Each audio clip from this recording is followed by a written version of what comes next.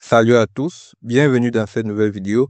Aujourd'hui, nous allons voir la notion des fondations. Avant de poursuivre la vidéo, n'hésitez pas à liker, à commenter, à partager et à vous abonner. Un ouvrage, quelle que soit sa forme et sa destination, prend toujours appui sur un sol d'assises. Les éléments qui jouent le rôle d'interface entre l'ouvrage et le sol s'appellent des fondations. Ainsi, quel que soit le matériau utilisé sous chaque porteur vertical, mur, voile ou encore poteau, il existe une fondation.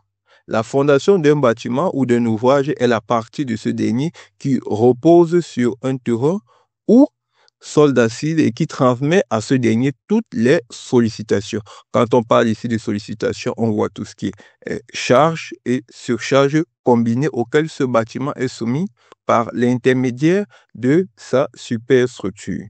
La charge reprise par une fondation se calcule au moyen d'une descente de charge. Cependant, il existe différents types de charges, notamment les charges permanentes, qui sont le poids propre des éléments de construction, c'est-à-dire le poids propre des murs, le poids propre des voiles, le poids propre des poteaux, le poids propre des poutres, le poids propre des linteaux et également le poids propre des planchers.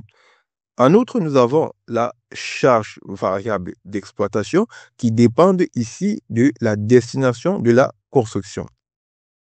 Selon que nous pouvons avoir des bâtiments à usage d'habitation, nous pouvons avoir des bâtiments pour des bureaux, des écoles, des hôpitaux ou encore des usines.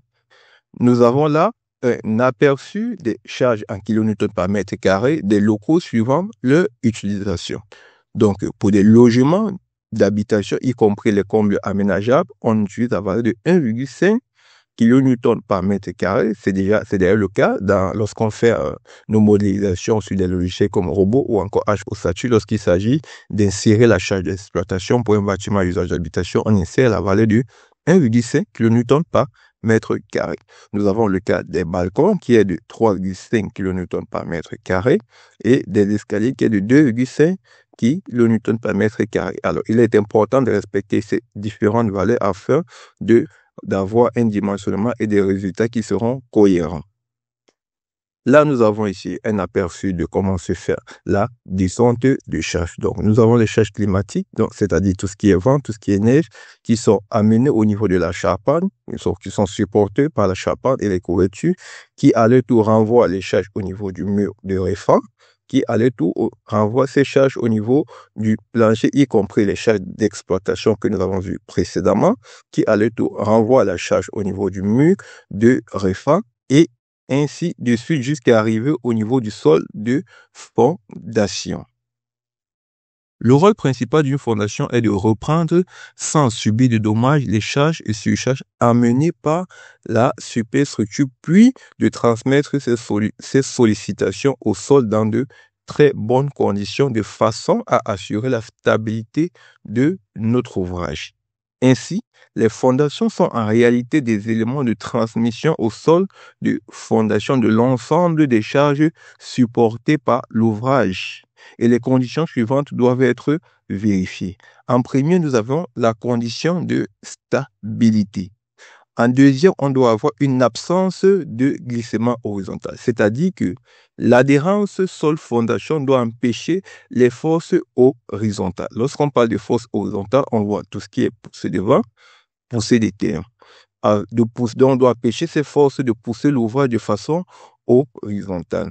En outre, nous devons avoir une absence de basculement, c'est-à-dire que nous savons que les charges horizontales ont tendance à faire basculer l'ouvrage car elles créent ce qu'on appelle un moment. Donc, afin d'éviter cela, les forces verticales qui sont le poids doivent les contrebalancer.